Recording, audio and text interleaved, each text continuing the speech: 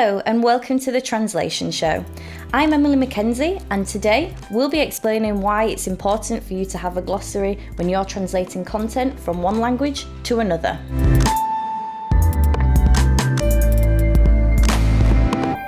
First of all, what is a glossary?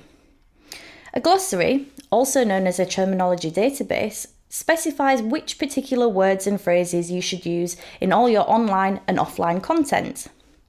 The three most common types of glossaries are traditional glossaries, UI glossaries, and a list of untranslatable terminology.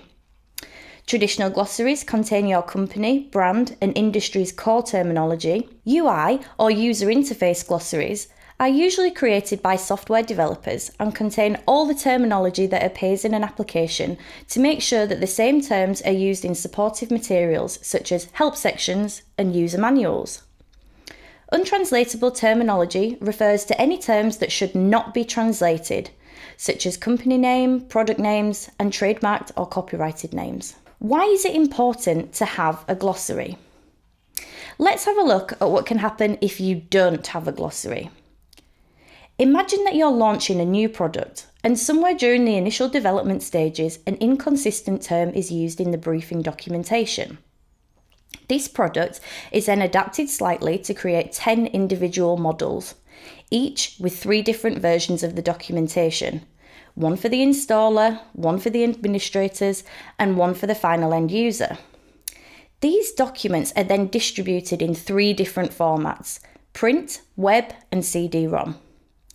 These products are then sold in 15 different countries, and therefore all documentation needs localizing into the languages of these international markets. Did you keep up? The inconsistent use of one single term, which could have been avoided through the use of a glossary, has been replicated 1,350 times across 15 languages. Situations like this can be completely avoided by using glossaries. Glossaries offer other advantages too. Due to the consistency that they produce, over time, costs for translation will be reduced and turnaround times will become shorter, increasing efficiency overall. So how do you create a glossary? If you have content in multiple languages, it's advisable not to delve into all of these at once. Instead, start with your home market. Identify the people who are responsible for coining terms in your business and get them to examine your written content. They should look at all forms of written content, including your website, brochures, marketing materials, training materials, instruction manuals, and operating manuals. From these written materials, they should extract all the relevant terms and use these to populate the glossary. My advice here would be less is more. Don't feel like you have to include hundreds of terms in your glossary. Just pick the most important ones. You should also provide some context for when these terms should be used, providing information such as definitions, its part of speech, i.e. whether it's a noun or a verb, for example, complementary terms, and examples of specific documentation in which the terms are used will help users to know exactly how and why they should use specific words and phrases. To keep things simple, you should use the basic forms of verbs and nouns and avoid using prepositions and articles. Conducting a final spell check is also strongly recommended.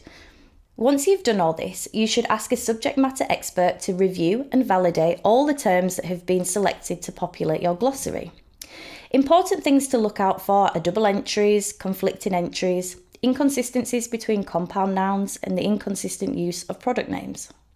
You can now start localizing your glossary into all your other languages. I would recommend working with a language service provider for this step, as most will already have a workflow in place for the translation of glossaries.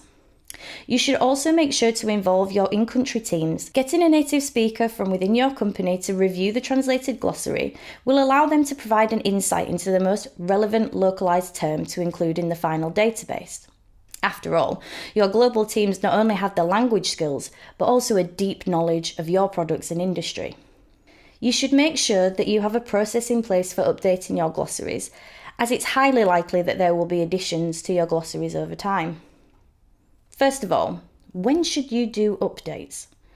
Updating your glossary in the middle of a project is not advisable. It's best to wait until the end of the project, once the content has been approved and finalised. Extracting any new terms from the content at this stage ensures that moving forward they will be implemented correctly and consistently. You should also think carefully about which person should look after integrating new words and phrases into your primary glossary. Perhaps a member of your team will be responsible for updating your primary glossary, but it's up to you to set this in place early on. Once translated, your language service provider should be able to implement the localised terms into your bilingual glossaries for future translation projects. It's also worth mentioning that there are various tools available to assist in terminology management, catering to glossaries of varying sizes. Well-known examples of such tools include STL Multiterm, Termstar, and Uniterm, although there are many others. I would suggest that you investigate the various solutions currently on the market and see which tool will work best for you. For large corporations covering several languages, it might be worth investing in a full terminology management system. I hope this has helped to provide you with a useful explanation as to why glossaries are so important when you're translating content. For more information about terminology management, head over to Know How, where you can download our full guide on the subject. See you next time for more translation tips.